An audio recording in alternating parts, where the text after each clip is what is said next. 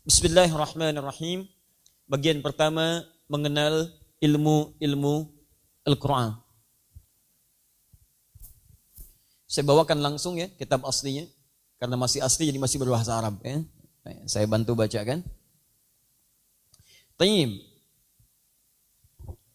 Masih ingat di pertemuan lalu? Saya ingatkan kembali untuk mudah dipahami. Al-Quran turun pada siapa? Nabi Muhammad sallallahu alaihi wasallam. Ini Al-Quran diturunkan pada Nabi Muhammad sallallahu alaihi wasallam. Disampaikan pada siapa? Halo? Al-Quran diturunkan pada Nabi Muhammad. Oleh Nabi Muhammad disampaikan pada siapa? Siapa? Pada manusia ya. Betul, pasti pada manusia ya. Baik, alhamdulillah. Itu bawaan paling gampang, pinter ya. Baik, sederhana, disampaikan pada umatnya pada saat itu. Jangan batasi pada sahabat, karena yang bukan sahabat pun mendapatkan ajaran Nabi, cuman dia tidak mau mengambil dari Nabi. Ya, Abu Jahal sahabat Nabi bukan? Bukan sahabat Nabi, bukan. Baik, Abu Jahal bukan sahabat Nabi. Ingat, sahabat itu syaratnya 3. Hidup di zaman Nabi, pernah melihat Nabi, dan beriman pada Nabi sampai wafat. Syaratnya 3. Kalau satu di antara 3 ini gugur, maka gugur predikat sahabat yang melekat pada dirinya. Baik, Abu Jahal hidup di zaman Nabi? Hidup. Baik, melihat Nabi? Melihat. Punya 2 keunggulan di sini dari 3 tadi. Tapi yang ketiga ini yang paling penting. Beriman pada Nabi? Tidak, bahkan jadi musuh Nabi. Jadi musuh Nabi. Jadi kalau sekarang ada yang mencoba jadi musuh Nabi, dia terlambat, dia ketinggalan. Ya, karena sudah ada Abu Jahal yang duluan. Nah, karena itu dia gugur atau tidak masuk dalam kategori sahabat. Baik, Abu Lahab, sahabat Nabi? Bukan, kriteria yang sama. Uwais Al-Qarni, hati-hati, sahabat Nabi? Yang bilang sahabat angkat tangan? Yang bukan angkat tangan? Yang sahabat angkat tangan, yang sahabat. Tidak ada yang angkat. Alhamdulillah sudah pada sehat ya. Sini. Uwais Al-Qarni bukan sahabat Nabi. Bukan. Dan beliau orang soleh. Ingat, kalau saya katakan bukan berarti tidak punya kemuliaan. Bukan. Beliau bukan sahabat Nabi karena gugur satu di antara 3 syarat tadi. 1, hidup di zaman Nabi. Ya. Beliau hidup di zaman Nabi. 2, beriman pada Nabi. Beriman sampai wafatnya. 3, melihat Nabi. Tidak, karena tidak melihat Nabi, tidak dikategorikan pada sahabat Nabi. Jelas ya? Baik. Lagi. Maaf. Musailamah, sahabat Nabi? Ingat. Awas. Atau Abdullah bin Ubay bin Salul, sahabat Nabi bukan? Ayo lihat. Beriman pada Nabi? Hidup di zaman Nabi? Hidup di zaman Nabi. Melihat Nabi? Beriman pada Nabi? Kata siapa? Dia beriman pada Nabi. Dia beriman. Buktinya dia mengatakan saya Muslim. Cuman persoalannya dia tidak membuktikan imannya dalam aktivitas kesehariannya. Nah, bukti iman itu ketika disebut sebagai seorang sahabat ada bukti dari imannya. Apa bukti imannya? Dia setia pada Nabi SAW. Sedangkan persoalan orang ini dia mengatakan beriman pada Nabi di lisannya, tapi iman tidak sampai ke dalam jiwanya dan bahkan jadi musuh Nabi. Karena itu dikeluarkan dia di kategori sahabat, disebut oleh Quran dengan gelar munafik. Paham? Jadi kalau ada orang munafik sekarang, dia pun terlambat, sudah keduluan. Disampaikan pada umat. Tayyib. Perhatikan sini. Umat ini ketika menerima ajaran dari Nabi SAW, kemudian ada yang beriman melihat Nabi dan hidup di zaman Nabi, disebut dengan sahabat. Baik. Ketika ada persoalan diturunkan dari Al-Quran, sahabat kemudian mulai menanyakan pada Nabi. Masalah A turun, tanyakan pada Nabi. Masalah B turun, tanyakan pada Nabi. Jadi pada saat itu tidak diperlukan ilmu untuk belajar Al-Quran. Karena semua persoalan Quran sudah ada sumbernya, yaitu Nabi SAW. Jelas sampai sini? Baik, ingat baik-baik. Nabi SAW meninggal, sahabat kemudian menyebar. Kalau masih ingat saya sampaikan pekan lalu, ada yang kemudian menetap di Mekah, seperti sahabat Ibnu Abbas radhiyallahu taala anhuma, ada yang di Madinah seperti sahabat Ubay bin Ka'ab, ada yang kemudian ke Irak, ya, seperti Abdullah bin Mas'ud radhiyallahu taala anhu, ada yang kemudian ke Kufah, seperti sahabat Ali bin Abi Thalib, ada yang kemudian ke Yaman seperti sahabat Muadz bin Jabal radhiyallahu taala anhu. Disampaikan semua ilmu yang didapatkan dari Nabi, dari Al-Qur'an, sampaikan. Al-Qur'annya plus dengan hadisnya. Fokus. Pada masa-masa ini secara singkat Islam mulai meluas, mulai menyebar. Bahkan ada yang ke Afrika Utara. Muawiyah bin Abi Sufyan radhiyallahu taala anhu membawa beberapa sahabat ekspedisi ke Afrika Utara. Dimulai dari Mesir, ke Libya, ke Tunisia, kemudian ke Maroko, Aljazair, sampai ke Syam. Syam sekarang 4 negara. Palestina, Syria, Libanon, Jordania, 4 negara. Bahkan nanti kemudian menetap dan membangun masjid di sana. Nah, sekarang kembalikan ke sini karena Islamnya makin meluas, Afrika Utara jadi bagian dari Islam. Baik, ini bahkan nanti jadi provinsi di kemudian hari. Di Afrika Utara itu provinsi, gubernurnya namanya Musa bin Nusair. Musa bin Nusair. Di masa Musa bin Nusair, ada permintaan dari Eropa, Spanyol, Andalusia untuk minta dibantu dari kekejaman Raja Rodrik yang ada pada saat itu. Maka Musa bin Nusair menugaskan seorang panglima besar bernama Tariq bin Ziyad.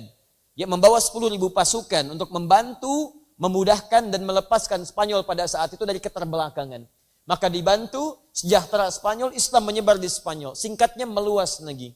Persoalannya, karakteristik orang-orang di tempat yang saat Islam menyebar itu, ada yang daerah Afrika Utara, sampai dengan ke Eropa, bahkan saat bersamaan ada yang ke Nusantara, ekspedisi tahun 615 Masehi, dari Ethiopia yang dikenal dengan Najasyi, rajanya pada saat itu, negerinya disebut dengan Habasyi, berangkat kemudian ke Cina, sebagai yang mengambil kemudian di Barus, 414 km dari kota Medan, letaknya di Tapanuli, singgah di situ, menyebarkan Islam. Apa yang terjadi? Muncullah kemudian Nusantara Islam. Ada Indonesia di kemudian hari, ada Filipina Selatan, ada Thailand Selatan, ada kemudian dengan Pataninya, dengan Mindanao-nya, ada Malaysia, ada Brunei Darussalam, ada Rakhine dengan suku Rakhine-nya, menyebar keseluruhannya sampai bahkan ke ujung-ujung sebelah sana, Papua dan seterusnya.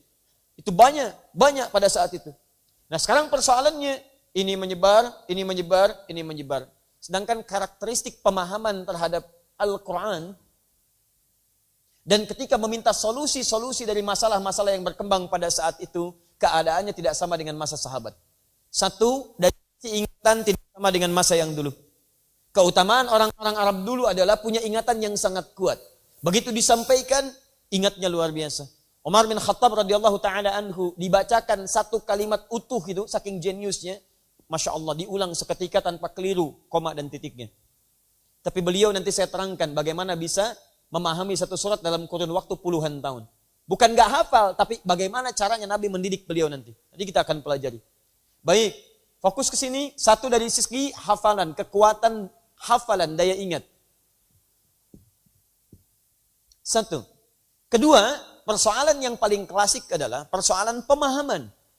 Pada saat itu ketika ada persoalan, cara memahaminya tanyakan pada Nabi. Tanyakan pada Nabi. Persoalan setelahnya, ketika menyebar Islam dengan luas, sedangkan para sahabat terbatas, mengajarkan di kalangan terbatas, percepatan perluasan Islamnya tidak diimbangi dengan keadaan dan jumlah orang-orang menyebarkannya.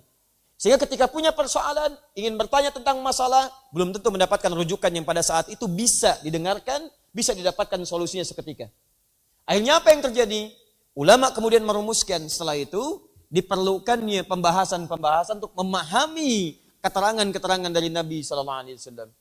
Maka di masa-masa khususnya langsung saja, di akhir abad ke-4, awal abad ke-5, terkhusus pada tahun 430 Hijrah, ya, di akhir abad ke-4, awal abad ke-5 adalah seorang bernama Ali bin Sa'id bin Ibrahim Al-Khufi merumuskan ajaran-ajaran ini, dikumpulkan dalam kitab beliau, diberi nama dengan Al-Burhan fi Ulumil Quran.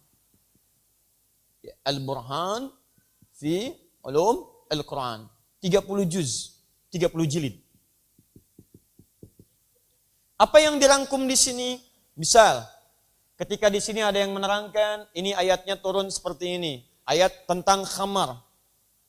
Khamar, minuman yang memabukkan. Misal, kenapa dia turun sampai dengan 4 kali? Dijelaskan. Yang pertama turunnya terjadi pada saat ini.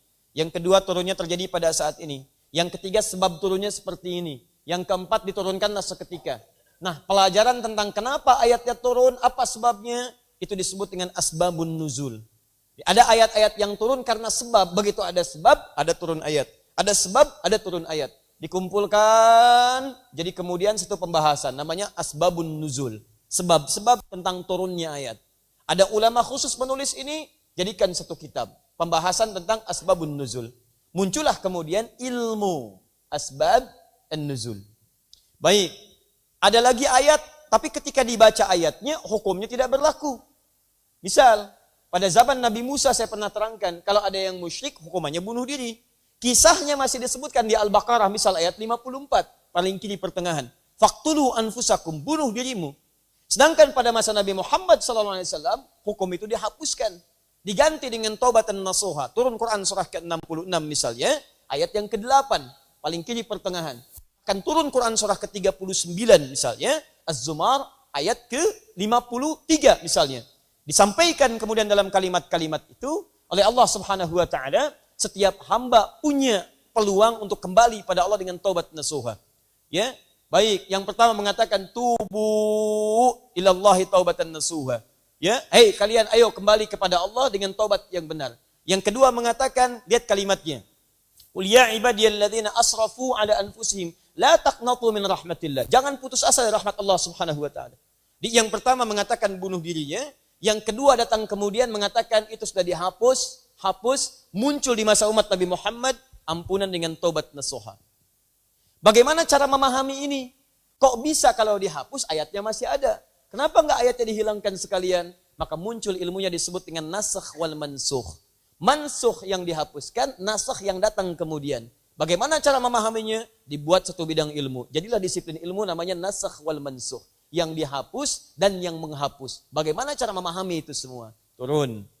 Nah, singkatnya, muncul bidang lagi, muncul bidang lagi, muncul bidang lagi. Setiap muncul bidang pengetahuan, maka bidangnya disebut dengan ilmu pengetahuannya. Ilmu asbabun nuzul, ilmu nasakh wal mansukh, ilmu kiza. Ilmu. Semua terkait dengan Al-Quran. Kalau semua disiplin ilmu ini kita satukan jadi satu, bentuknya jadi jama'. Jama' dari kata ilmu namanya ulum. Ulumun. Ilmu apa tadi yang dipelajari? Halo? Ini bengong tuh karena tidak paham? Atau harus diulang? Baik, lihat. Tadi ada ilmu asbabun nuzul. Ada ilmu nasakh dan mansukh. Hapus dan yang dihapus. Kalau semua ilmu disatukan tadi jadi apa namanya? Ulum. Sekarang perhatikan sini. Lihat baik-baik. Semua ilmu ini membahas tentang apa? Al-Quran. Maka disatukanlah disiplin ilmu-ilmu untuk membahas isi Quran. Digabungkan kalimatnya jadi ulumul Quran. Pakai O. Ulum Al-Quran. Semua materi ilmu Al-Quran ini dulunya terpecah-pecah. Ada pembahasan ini. Oleh Syekh Al-Khufi disatukan jadi pembahasan dalam 30 jilid, diberi nama kitabnya Al-Burhan fi Ulumil Quran. 30 jilid ini dirangkum lagi oleh ulama, kemudian ada Al-Itqan karya Imam As-Suyuti.